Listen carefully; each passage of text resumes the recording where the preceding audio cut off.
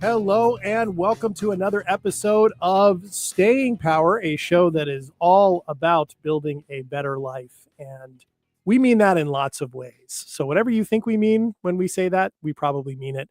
And each week we come together to talk about one element of building a better life, and we hope that it resonates with you in your life. And we hope to hear from you in all the different ways that you can reach us. And by us, I mean myself, JDK Wyneken.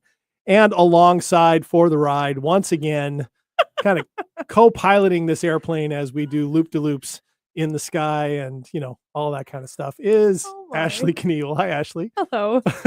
I'm always so curious how you're going to introduce me, and it's just improving every week. Well, that's good. That's good. So how are you? I'm doing great. Look, the sun's out where we live.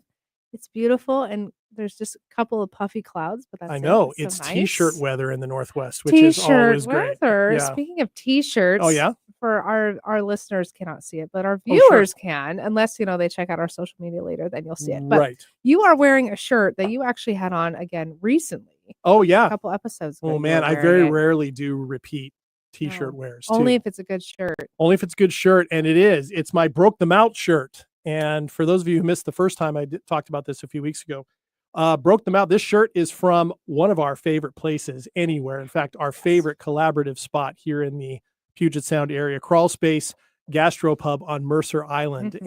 And we're big fans of it. We do a lot of our creative work there. And we've sealed some business deals there. You and I have. We have. And I love it. And they have really, really great Hawaiian inspired and Hawaiian dishes, Hawaiian inspired food there. Mhm. And I grew up in Hawaii. The owner, Jason, also grew up in Hawaii. And so he and I have connected over that. But you know what? I figured out, Ashley, why it works so well for us as a collaborative space. You know why? Why? Because it itself is a collaborative space. I mean, Mm. you see the staff, Jason, the owner, asking customers what they think of the food that's been made, what they think of something new. Mhm. They ask for input on those types of Their things. bartenders have even asked us about new Right. cocktails and our opinions and ideas. And Right, things. exactly. It's a collaborative environment, trying different things, and the feedback they're getting is great. He just kicked off a huli huli chicken dish that literally time warped me back in time to when I was a kid in Hawaii. It's the best stuff. If you don't know what huli huli chicken is, you should find out as soon as Or possible. you should just go to the Crawl Space. Or and go, eat it there. yeah, absolutely, you should. It's centrally located in the Puget Sound on Mercer Island. You can get there from anywhere. Quick stop off of I-90 from either I-5 or 405. So you should check it out. And if you come in from out of town, if you're listening to this around the world, check it out when you get there. All right. So much love out to the Crawl Space. That's why I'm wearing their shirt. All right. So, and by the way, they weren't paying us to say that. I just want to point that out. Eat there all the time. And I mean, we meet up there and we got talking. And then one day I was like, is that a shirt? Do you guys sell merch here? And it took off. And now there you go. JD's wearing them. Here we so are. Here we are. So, all right. So, Ashley, Yeah. it is, it's a busy time. It seems like we're It coming is. up on the Memorial Day holiday weekend as of this recording, and everybody's making their summer trips or on their way, that type of thing. So what do you feel like talking about today? I had a topic that came up. Actually, it was like last night. Was it that I messaged you this morning? I sprung it on Last night him. and this morning. It was yeah. a real quick one I sprung on you. But Okay. I was in conversation with a colleague last night, and we were just talking about, I guess we could consider this the modern day work ethic and how it is similar and or different than past generations. Oh man. Okay. It was an interesting conversation. I really appreciated the conversation personally, but I also have opinions on it. Okay. Was this a conversation where somebody was saying that younger generations have a different understanding of work ethic is? Yeah, that's was it like a good way to good put old it. days? I mean, that kind of thing? it was focused on today's younger generation and their idea and viewpoint of what working hard and going the extra mile looks like Mhm. versus older generations. And then, we got into discussion of well, why is that? And different factors that might have influenced and changed different perspectives. And Yeah. maybe the younger generations don't have to work as hard because there's so much technology that has supported Mhm. some of that work. And so they don't have to do as much of the grind that older generations have done. But then also, I'm like, But I feel like there was a stamina and a mentality from the older generations that they it was never questioned, like, they knew they were gonna show up and they were gonna work hard and be there until the day was done, Uh, and there are some people I've seen that don't have that. they And I'm like, "Why do you not have that?" they clock in, they clock out at the same time, Well, no and they're matter what. burning out before they clock out. Oh, Like, they right. can't even keep the duration anymore, and I'm like, "Interesting." So, there was a Okay. lot of we were diving into that topic, so, Yeah. yeah. Well, you know what came to mind for me when you mentioned it was, yes, in the workforce realm, this is a, this gets talked about a lot. And for all of you listeners out there, I'm sure you can think of examples in your own work experience. I'm sure. And this on some level, this has probably been true for as long as there have been young people entering a workforce where older Oh, sure. generations are thinking you know, they're not working as hard or they don't have the same Like, I ethic. milked 20 cows a day, and they're doing 10. Right. Okay, Right. Come on. slacking. Come on, right? They're reading books and, like once upon a time, nowadays it's like people looking at their phone, or whatever Mhm, the case may be. So on some level, this is probably there's a normal level of generational difference in mhm, perspective. And that's just sort of how it is. At the same time, I get what you're saying. And so what came up for me was not only could we talk about that in a workforce sense, but in a generational communication mhm. sense. Sure. Right, because the very thing you're talking about that can be a challenge in the workplace between generations can be the challenge between generations in communication in families Yeah. or in any kind of relationship or in society in general, certainly in our political discussions that go on, right? Not Yes. to dovetail into that too much, but that certainly can be the case. So it got me thinking on a few Mhm. things that we could talk about, but maybe we should kind of define our terms first, right? So what generation are you a part of? By birth I'm gen or by birth, okay. if we're gonna go with the rough classifications, right, Okay. which have their problems and you know, they're not exclusive necessarily. Um, where are you on that spectrum? I believe I would fall in the millennial category. Okay, I'm Generation X. Okay. My parents are baby boomers, Mhm, right? mhm. So, and then that would make my niece and nephew who are in their 20s Generation Z or whatever the case may be, Right. right? Which is sort of Right. where we are now. Of course, we're naming generations. We ran out of letters, or we had Z, so we're going to go with AA, or we're going I to go to mean, we could ask AB, or Elon, I'm sure he has, like, 800 characters for the next one. right, right. So okay, so you're millennial. Yeah. So and there's always these different classifications for these types of things, and you know the baby boomers kind of seen optimistic, strong work ethic, like you just said, you go until the job is done, Mhm, right? You don't complain about it. You're thankful for what you've got, but you're optimistic about what that hard work is going to do for you, mhm. right? So, how would you define millennials? I mean, I think and this is where I'm like, I don't think I fit into my category I'm not because sure you do. they are predominantly tech savvy, which anybody who knows me, not the case. They are collaborative, which I suppose I could be that. Hmm. They are focused on greater good, which I think I guess that would apply to me as well. But I feel like in the Gen X, they're very independent. They're Yeah. very committed and they strive to be innovative and whatnot. And that's where I'm like, that sounds like me. Yeah, you're I'm more an in that old side. soul in Yeah, this that really youthful body. It's great. independence, innovative, Mhm. and importance of communication. Yeah, those are big. And then, with Gen Z, I mean, obviously they know, tech Yes, better. I will applaud them to the ends of the earth for that one. Yeah. Yeah. And there sometimes I think people think that there's an element among Gen Z where they can just dismiss certain things, like they can just be dismissive of things that they don't like. Mhm. I would say for the sake of a positive conversation about it, we call it kind of practical. There's a sense of practicality. Does that practically work for me? Does it not? Does that Sure. matter in this context? And then, of course, they tend to do better. Study after study shows in really diverse work environments. And Mhm. by that, I don't mean necessarily, ethnically, gender, although it can include that, but different types of people doing different types of things. Right. Hmm. So that tends to be kind of where they end up, right? And, also distracted a lot, shorter attention spans, right? Yes, And that's not a judgment, everybody. That's that's the proven truth. fact. That's proven Yes. fact, study after study, Yeah. and that I think we can tie directly to social media and smartphones. Mhm. Although I have to say it's true from every generation, from baby boomers on up, Yeah. attention spans have gotten shorter because of that Yes. same Yes. technology. It's just with Generation Z, that's happening, and it's been happening in their earliest developmental phases all the way up till today. Right. So with technology. That's crazy. And that creates a different dynamic, Uh-huh. right? That we have to look at. So okay, so I don't know. This idea that how do we define hard work? That's a great question. Well, Because I mean, it also depends on in what environment, right? yes, of course. Of course. I mean, hard work could be like physical labor, of course. It Mhm. could be mental strain and Mhm. focus. It could be a lot of emotional influence, especially if you work in like healthcare or anything like Mhm. that. It can go a lot of different directions. But So perhaps if we're going to come some common terms, task accomplishment, mhm. maybe project management, Mm. another one, maybe kind of the focus on completion of things. I mean, there's lots of different things, right? Um, so this conversation you were having, Yes.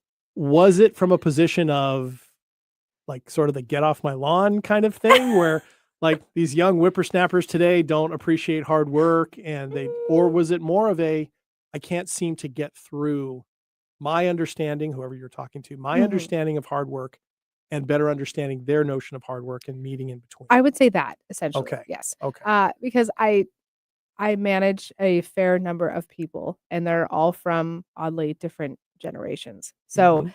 it's How many, by the way, do you ooh, manage roughly? how many? I mean, small number of people, like 14. That's pretty good size Yeah, I for have a nice little collection of circus. They're great. Love them all. But yeah, I mean, they're all Yeah, people. They're all right. unique, right? They all And have their own interests, personalities, whatnot. and they're from a Um, generational and kind they're of all from different spectrum. generations, and they're all from different like cultures and backgrounds. So it's never dull. But it was kind of interesting the conversation that I was having of when I have to kind of associate my expectations with the generation that I am working with. Yeah. Because I can give a task to one of the older generations and they'll be there until like the end of the night because they're there to get the job If done. that's what it takes, Yeah, right? if that's what it takes. Like they're like committed and they're like, I'm just gonna do whatever it takes to get this done. Mhm. And then there are the younger ones that are like, they will sometimes they find the same way to do that task, but much quicker because they have these new innovative ideas, or they're Yeah. like, "Oh, I have technology that can help with half of this," and, Yeah. that type of thing. Uh, and then the question is like, "But was it more efficient? Which one was," there and so then, when you're managing and you're trying to divvy out things and whatnot, I'm like, I can't give 'em the same task to everybody because they're all gonna approach it differently, and sometimes Mhm. that's great, and Mhm. sometimes it is difficult.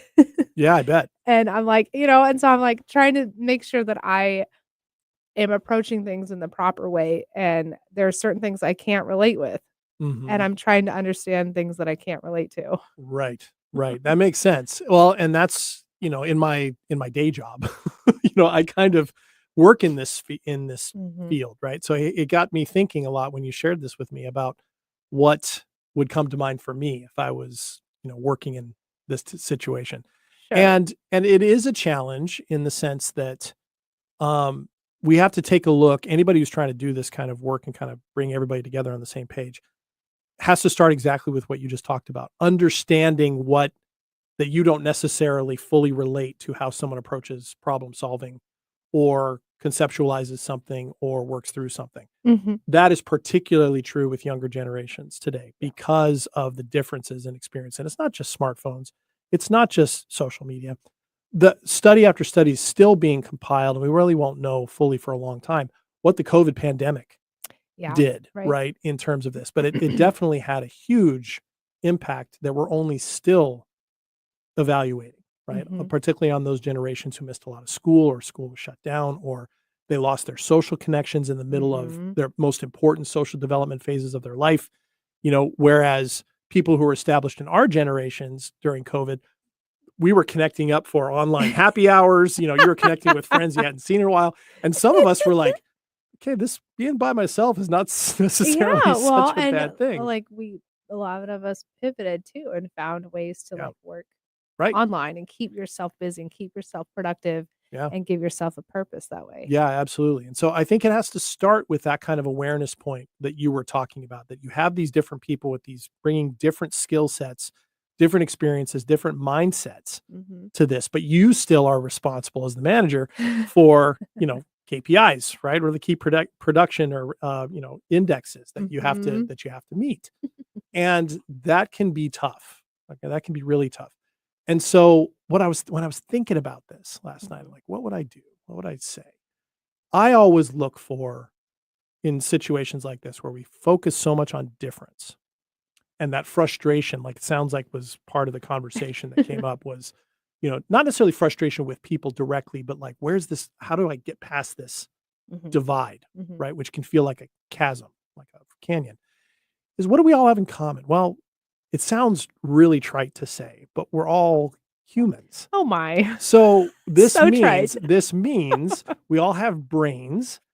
And one thing we all have in common is our brains all have the same capacity to varying degrees, depending Mhm. on age, to change, right? And to Mhm. grow and for us to develop new habits and new beliefs and new practices. That is neurological fact, right? And that's, in Mhm. fact, that's called neuroplasticity. And so, which is a cornerstone of the coaching that you and I Yes. do, right? So I think on some level, where a conversation like this can go in terms of finding a solution or kind of a way to frame it is talking about that part, right? Understanding that the way we practice ourselves, the way we do our habits, whether they're physical habits, thinking habits, emotional habits, we can grow within them and they can shift Mhm. and they can change. But they don't necessarily have to do that in a way that fundamentally changes our personality or how we prefer to do things or how we think through a problem or how we get a task done, right? Or how we accomplish something. I just think that's probably a unifying factor that if we started there, might lead to maybe some different solutions rather than what it normally is, right? Why don't they just do it like I do, Yeah, because right? obviously my way's right. Exactly. We tend to do that, Yeah. right? Oh, And we yeah, tend to sure. judge people like, well, they don't do things the way I do.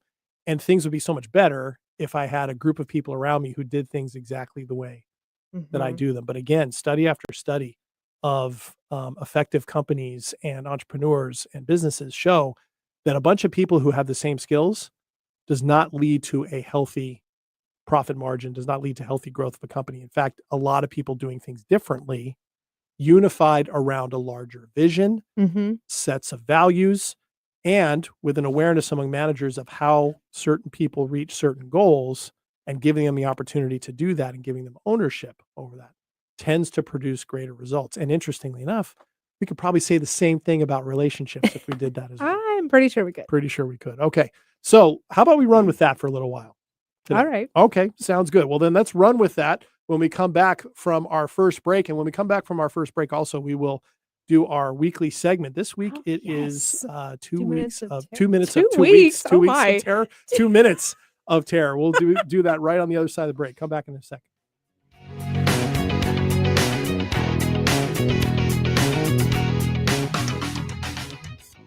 Are you ready to discover remarkable stories of resilience and cultural connection? This is Diaspora, a show sharing the journeys of first-generation immigrants from the Indian subcontinent now building their lives in North America. Inspiring, insightful, and always engaging, Diaspora offers a unique perspective on the immigrant experience. Join me, Aditya Mehta, my guests, on the Diaspora Show every Wednesday at 2 p.m. right here on KKNW. Don't ask me to talk. There's a lot of talk out there. Political talk, sports talk, girl talk, trash talk, and so on. But there's only one, Don't Ask Me to Talk, helmed by conversational off-roaders and podcast pals Eric Ryder and Stacey Heller. They follow every tangent they encounter, from cultural blind spots to their infamous weekly Wheelo topics. Listen wherever you listen to your fave podcasts. Subscribe and share too. Or tune in every Saturday at 3 p.m. or Tuesday at 4 p.m. on KKNW. Going against the grain has never been this much fun. Alternative Talk 1150.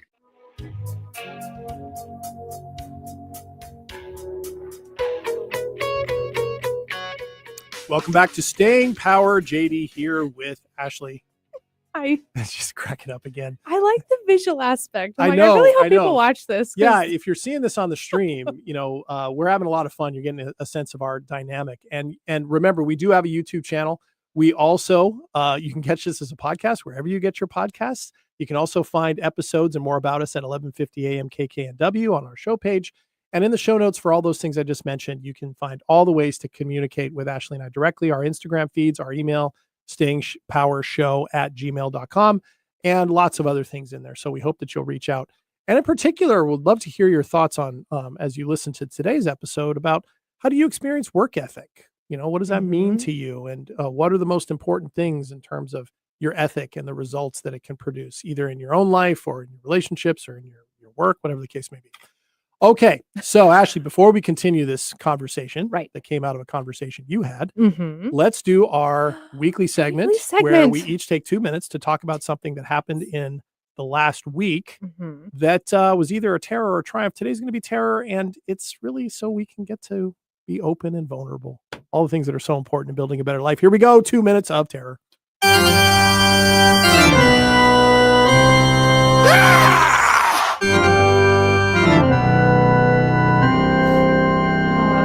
Never gets old. I know it's always good. What do you got, Ashley? Well, mine's actually kind of a mix. If people have been tuning in for a while, they know that we do 2 different types of segments. So mine's like a little bit of a terror and a triumph.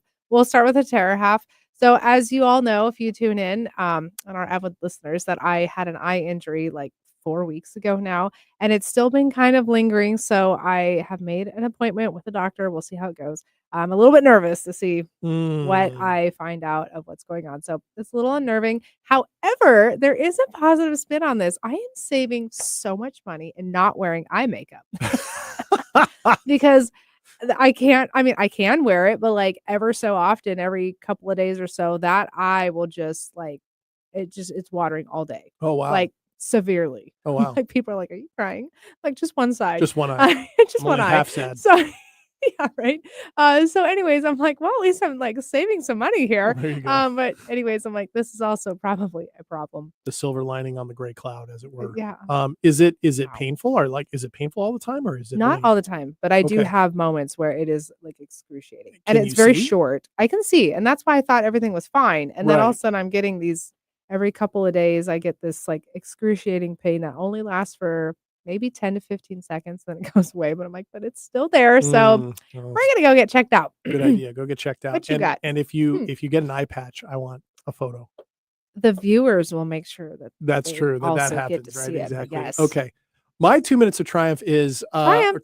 Terror. Oh my goodness. I really want to go with the triumph. See, I clearly don't want to share this. Wow. Terror. Yeah. And in some ways, my response is indicative of where my terror is. I am running at full speed these days. Like, entrepreneurship is relatively new to me, and I'm enjoying it.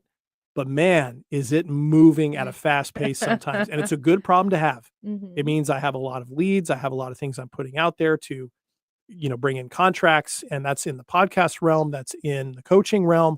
I'm doing a lot of pushing of that. And it's a lot of things to keep track of.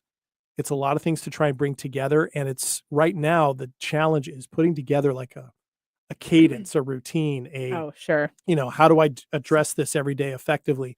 And I'm trying things out, some of which work, some of which don't.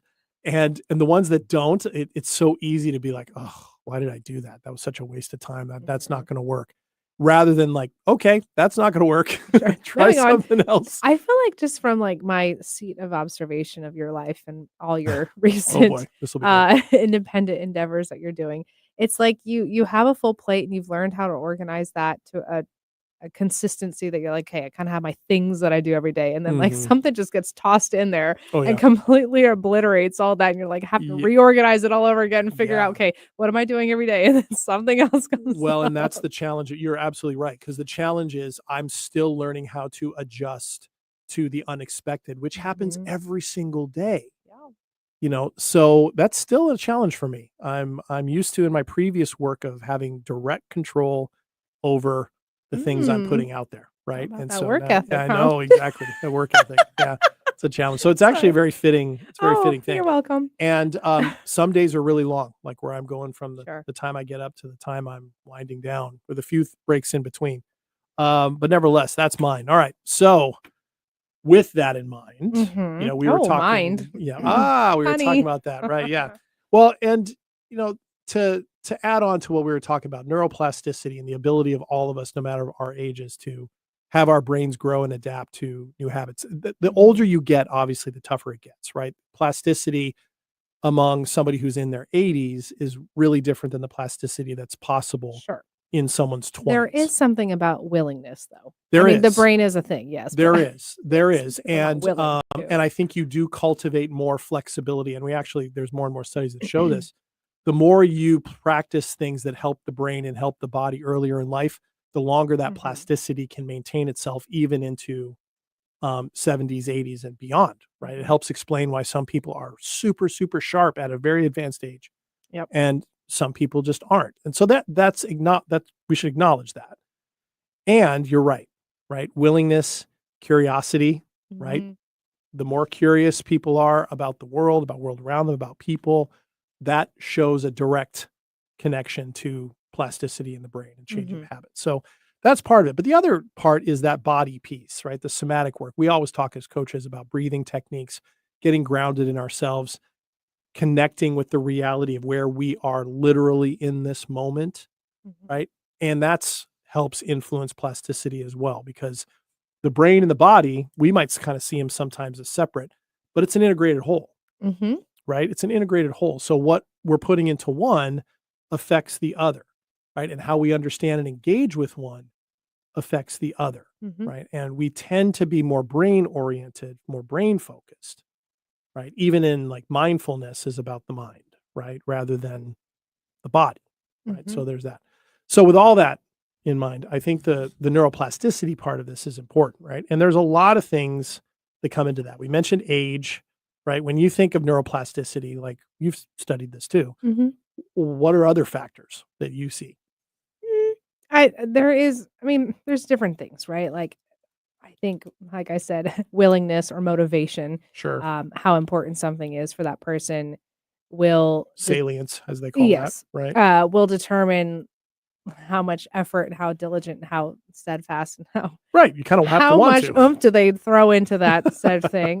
Time does matter. Like you said, as you're getting older, brain isn't quite what it was when they were younger. And the longer that you wait to start something, it will be more difficult just by the natural brain itself. Right. Not impossible, though. And I do think there is something to be said about, you always hear that thing, like you should be trying things that you are afraid of doing to like push and stretch yourself. But that is a fact that if you are trying new things all the time and challenging your brain and continuing it to work and it's creating new pathways, it will continue to evolve, which is like fascinating. You have an organ that sits around up there all day and you can actually like really improve it. Like I don't think it grows in size. It grows like Eventually, inwardly. Early it does. Sure. Obviously. Yeah, but right. Yeah.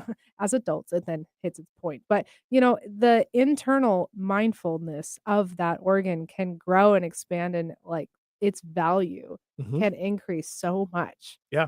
And, also like what you fuel, like you said, body and mind are connection, and body and brain are like, they're all connected. And so it's like, even what you eat will influence your brain and its functioning. Yeah.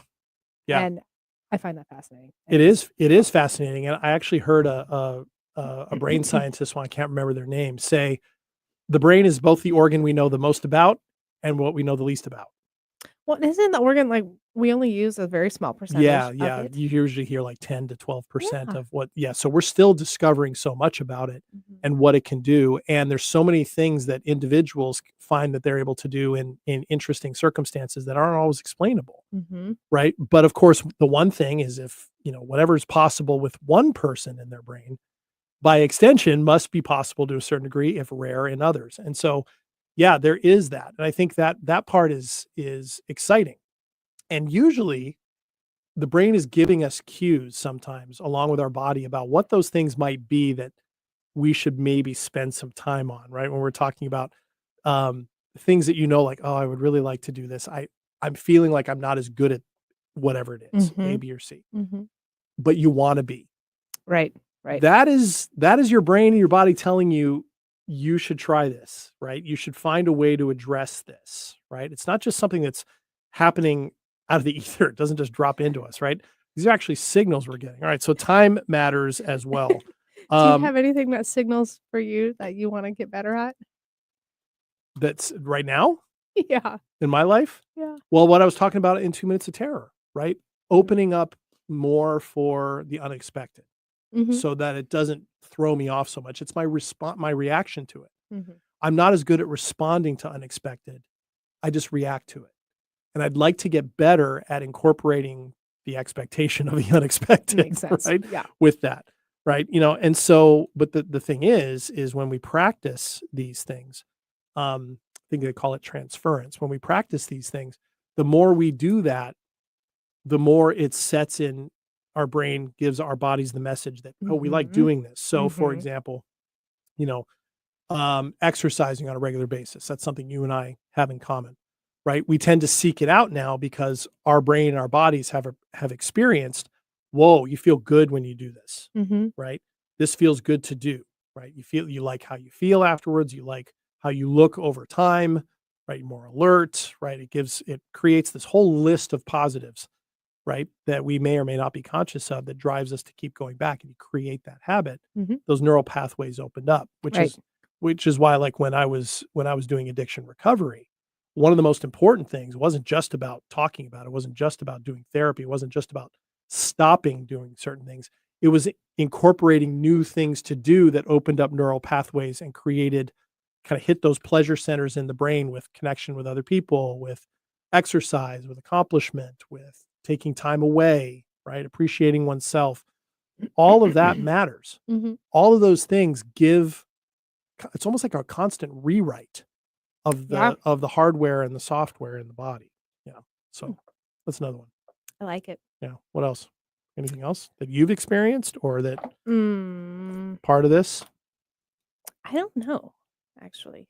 Okay. I think we've covered the ones I've Yeah, experienced. we've covered all that. We've And, covered a lot. and then of course I do think one of the other things I would say too, and you kind of talked about it before, intention, right? How Sure. often, to what degree you're willing to keep doing something. Like if you're Mhm. really willing to work hard on something, Mhm. kind of that level of intensity, or intentionality, you're going to go farther faster, Sure. which sounds Yeah. like an obvious thing to say, right? But when we're talking about this, when we're talking about generational differences, particularly in an era where we're all like, well, I'm just this way. This is how I am, Mhm. which you hate, I right? do hate And that. people say this Hate is that. just how I am, right? Yeah, you can't stand that. So No, I don't. Anyways, I'm gonna get real passionate really fast. right, right. So then that all this begs the question, like if this is true for all of us, right? No matter what our generation is, with allowing for the fact that as we get older, this can be more and more of a challenge.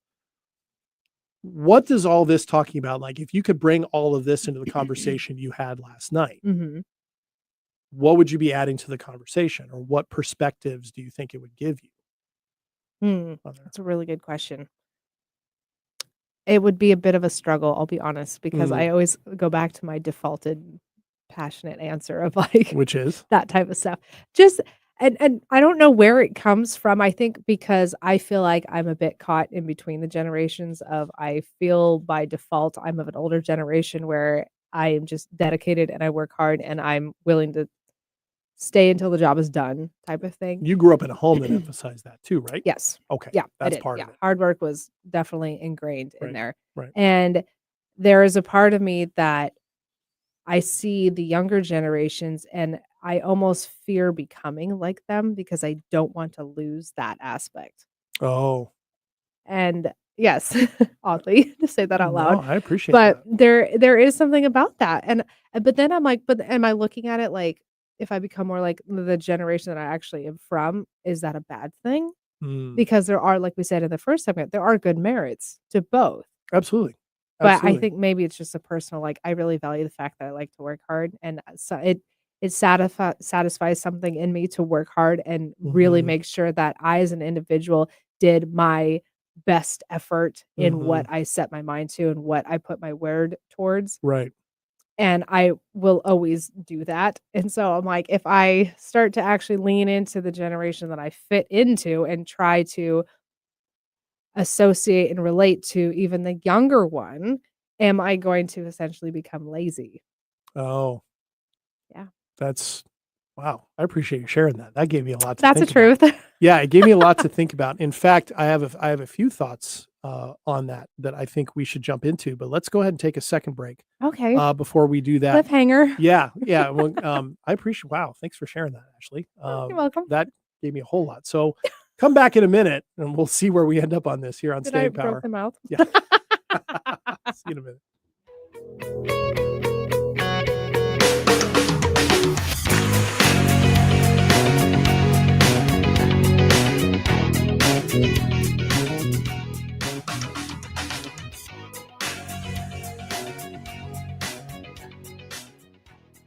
Hello, I'm Chris Erdman. Every Wednesday at 8 a.m. on KKNW, I sit down with inspiring entrepreneurs, creative minds, and game changers to uncover the real stories behind their business.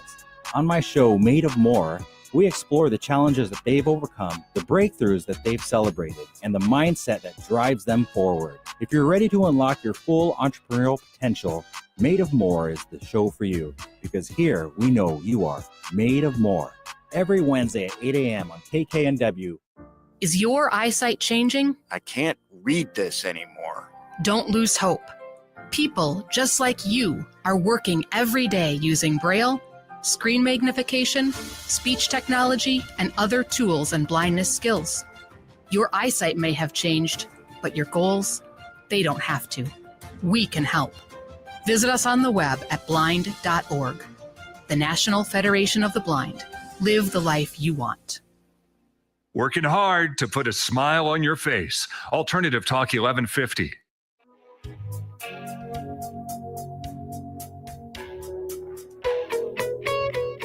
Welcome back to Staying Power. JD here with Ashley. Hello. And today we're talking about work ethic, kind of the differences between generational understandings of all that. And, I put the word out, Ashley. I would love to hear You what people's did. opinions are. And we've got one in real time on the live stream. Cherry has written in. And Eric, could you, he's putting it up on the stream if you're watching it, but would you mind reading it for our listeners, what Cherry had to say about this? Sure. Cherry says, learning to play drums at age 70 is probably helping me create new brain pathways. It is. And it utilizes both my body and my brain. I wasn't even looking forward this new adventure, and it just plopped into my life. The fact that I stepped up to the challenge is what made the difference. Oh, that's incredible. Love that. That's Thank incredible. You, Cherry. Thank you, Cherry. At age 70. See, I mean, it underscores that. And Does she know your mom? yeah, my in a mom's band in a garage together? band who's 80 years old. She's about to turn 80 and she's in a garage band. She's a keyboardist. Yeah. Yeah, it's amazing. That's a great example, right? Mhm. Because everything we just talked about, right? Willingness, openness, Mm-hmm. curiosity, and then, I mean, look what that does, right? That sense of accomplishment and Yeah. willing to share it with the rest of the world. Thank you, Cherry, for chiming in there in real time. Really So appreciate that. cool. That's very cool. Okay, so with that, before the break, Mhm. Ashley, you were talking about kind of your default positions on that, and that got me thinking. There's a few things I want to say before we kind of get into Always. what, Sorry. judgment, judgment, squelching my curiosity in real time, right on the air. Anyway, and Jason has chimed in. I'm glad you like your T-shirt. Yeah, that's awesome. Thanks, Jason. Good to hear from you. Jason at the Crawl Space, everybody. Just saying. All right, I love this interaction going on live in real time. All right, So derailed. I know, but this is great. This is good. what we want. All for good reason. All right. So a couple of things. I don't want us to give the impression to listeners that everything has to do with your willingness to engage with your brain and your body. There are mitigating circumstances here, right? Technology does have an effect on attention span, right? We all have that challenge, right? And that's across the board. Challenge, when we have shorter attention spans, our ability to be intentional and follow through can be challenged and can be reduced. So that's something that is across the board. Second part that we have to acknowledge is mental health challenges. Yep. Traumas change how people see themselves, obviously, and how they confront problems and how they interact with other people in the workplace or outside of it. That has a role. conditions, right? Diagnoses can have a role. There are things that are going to be more difficult for people with certain conditions than aren't. So I don't want to make this sound like a one size fits all, but the general part of this is that regardless, and I've seen this in experience with clients, and I know you have, and studies reflect this, even with people who are working through traumas or have conditions, can find ways, maybe unique to them, that they can continue to engage in this process where neuroplasticity can remain a thing that benefits them, particularly if it's integrated with how they treat their body, how they understand their body, how they listen to their body, how they nourish their body. So I think all of that, I want to make sure that I make that clear, right, from all of this. So, okay, so with that in mind, Ashley, we always like to take our last segment and talk a little bit about what can people do with all this now that we've been talking about it. So with that, as a coach, right, and as in your experience as a manager and having talked about this now, what are some things that, people can do, right, on their own or in their workplace? If it was you within this conversation you were having, or if you were talking to the person you're having the conversation with, what are some things you would say to yourself or to them to kind of bring this about a little bit more? I would say I would start with self-reflecting a lot. It's always good to really take some quiet time and to really look at yourself and try and not be biased. We always give ourselves a pass, right? We judge everyone else and gives ourselves a pass on the same things or different things. But it's good to really try and look at yourself in third person and who you are as an individual and really analyze in this aspect I was talking about, like working hard and what does that look like? And for some people, it's like, are you in that aspect? Are you really giving it your full effort, whatever the thing might be? Or are you doing what is habitual and you're like, oh no, but that is me doing the full effort. It's like, but is that defaulted? And if it's on autopilot and defaulted, is it really your present focused best effort? Right. Or are you just like, man, I put in the time because I was there for 40 hours a week. 40 hours a week is a lot of work. And depending on what the work is, that can be very grueling. But there are times, and I say this when I was younger, I was like, "Oh, I put in 40 hours this week." And then I'm like, but was I really like working hard in all 40 of those hours? Was there ever a time where I'm like, did that really count? But this is coming from my perspective of like, no, you should be working very diligently and focused and whatnot. And so we kind of talked a little bit in that conversation I was having, but even when I'm managing people is to really reevaluate yourself. Right. And is this your best? Do you want to give your best? Right. Should you? Right. Right. And in the work environment, I think it's obviously when you run a business, your results are what you're shooting for. The results that make your business better, whether that's increased profits or increased customer satisfaction or both, whatever the case may be. We can tend to focus so much on that we either believe we have a certain process that everybody must follow to get there, or the goal is so important that you don't establish across all the generations in your workforce what the best processes are, or you don't spend time learning how each person does it. So for example, what comes up for me is we tend to, and employers tend to reward the people who can think on their feet the fastest and vocalize that. They're seen as smarter, they're seen as more put together, they're seen as more constructive, that they're participating more, that they're more of an asset. However, that doesn't mean just because somebody thinks well on their feet that the solution they pitch out there is going to be any better than the person who doesn't think well on their feet, takes time to process something, perhaps takes 30 minutes, 90 minutes, never says anything in the meeting, but is really taking everything in, and then can come up with a solution that actually might be better than 6 people who were thinking well on their feet. So where do you want to invest more? If you want to invest more in getting the right outcome, perhaps recognizing that person needs 30 to 90 minutes, knowing that you can check in with them later on and say, hey, I know in the meeting you were taking all that in, 90 minutes later. What thoughts do you have on it now? Not making everything about the urgent answer to a problem right in that moment, if at all possible.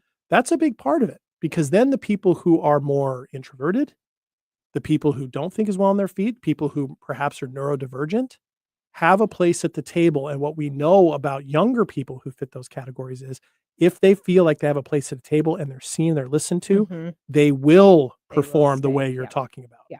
Right. So what's the problem?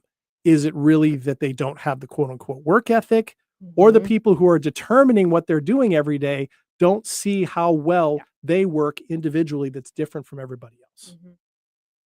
I I would would agree. Yeah, and I would say the problem is probably there. I really like that. Well, and commonly what you see, and I have been in this situation before, is you always hear like all the work gets thrown on the toughest, strongest shoulders, right? So it's like the Mhm. person who is like really grinding and who they know we can count on them to get the job done. They get tasked with like everything. And then the people who are maybe they work a little bit slower or they are not the most focused, diligent person, they tend to Mhm. get a pass. They're a little bit more Mhm. lackadaisical and they're like, well, we want to task it to that person because who knows when it's going to get done. Mhm. And then too much of that will cause problems. Mhm. And I'm like, that person is equally deserving of a tough, heavy task as the person with the strong shoulders. Because if you always levy it to just one side, eventually that person will burn out. And two, Mhm. they will see the unfairness of like, I'm doing everything. Yeah. Always. Yeah.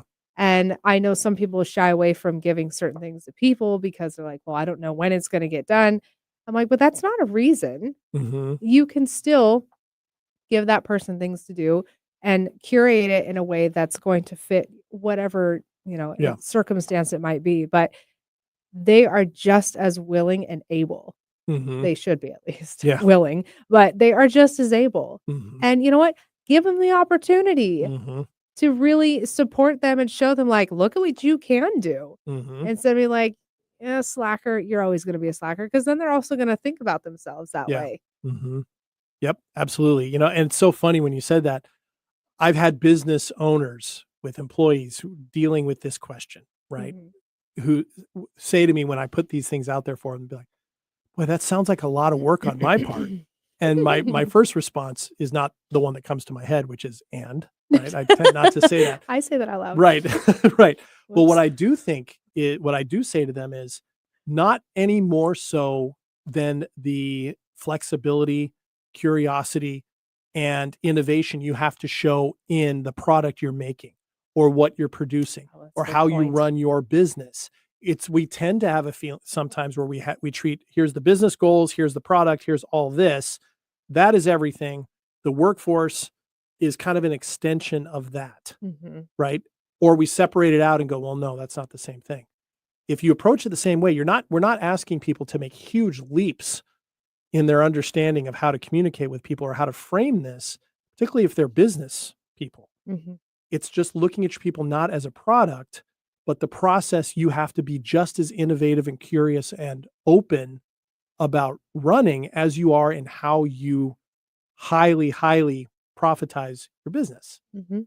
So I know that sounds real, I don't know, real technical, but I don't think it is, right? Because it's a human question in all of that. So any there's one other one that comes up for me, but I want to hear No, what go comes ahead. up. No, go ahead. No, what do you think? No, You're good? I'm All good. me? It's all you. Here's I the do other thing. not want to get in the way of these words. Empathy. Empathy. Okay. Recognizing that people are different.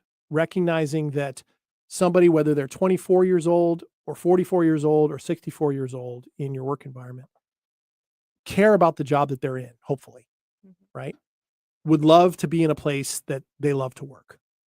Right. Would love to be in a place where they feel like they're a part of a larger team, right? Where accomplishment on an individual level or on a group level is recognized. Maybe not always rewarded publicly. Some people don't like that, but recognized, right? And incentivized in whatever that looks like. Those are all things that we want. In the end, in our relationships, we want to be seen. Mhm. We want to be known. Mhm. We want people to be okay with who we are. We can have a tendency in the workplace to say, okay, all that stuff doesn't matter nearly as much, or if at all, other than the work that has to be done today. That's a false divide in my mind, because that removes empathy from the equation, right? What's the best way to get this person who doesn't do things the way you do Mhm. to go in the same direction? And those are questions about the values of a business, the values of an organization. It could be the values of a family, it could be the values of a relationship. Do you have those conversations? And in the business sense, do you hire people who have similar values, Mhm. right? In that regard. Those seem to me to be the places to start. Empathy's got to be there. Right? And I know right now people are saying, well, that just sounds soft and soft skills. It's the hard results that matter. You will not get the hard results you want if you ignore all the soft diplomacy, if you will, of working with people, because that's what we want. That's how we want to be treated, frankly. Oh, well, yes. Right? I would Exactly. concur Exactly. So what's all coming up for you on all this? that I like this topic. Yeah. I mean, there's so much we could I know. say to I it know. We and could go keep with going. it, but Yeah. I do really like what you said about that, about trying to approach it with an empathetic perspective. Yeah. Of also just seeing an individual of where they're at Mhm. and what their strengths are, and that's just it, is as you get to know people, everyone has their strengths and weaknesses, and if that person is they love their job and they love the team and they're still trying to figure out where they fit, there is probably a home for them Yeah. somewhere.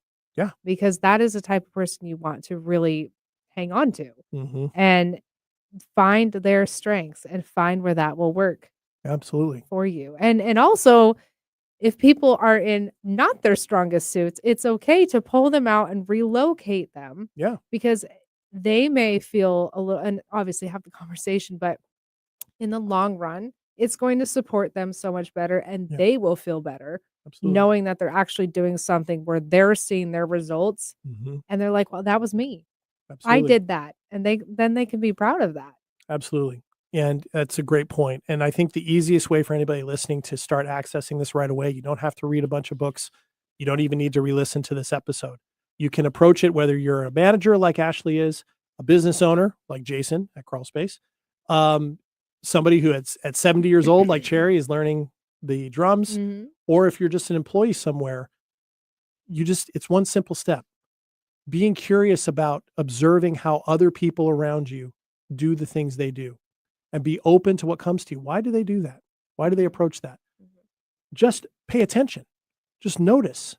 If you intentionally do that noticing, start to see things, and the ideas that you have on what would be best, what would work best, will come. Because when you do that, when you're curious about someone else, Mhm. you're actually being really present. It's And true. that is the key to everything in the end, Mhm. is being present. Okay. Whew. That was a great topic. That was good. All out of one conversation that you had last night. It'll be interesting to see if you revisit that conversation in the future, how that goes.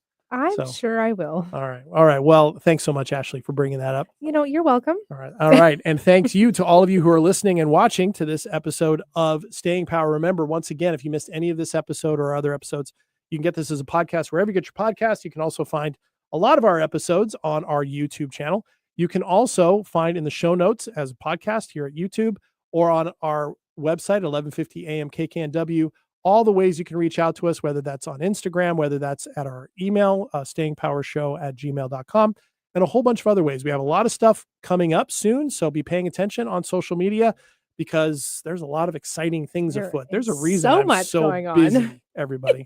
And if you ever want to run into us, just take a shot. Go down to Crawl Space Gastropub, Mercer Island. You might very well find us there, and then you can buy Ashley a drink. All right. Great. So we will be back next week with another way to build a better life. Until then, I'm JD. I'm We Ashley. will see you soon. Take care, everybody. Bye.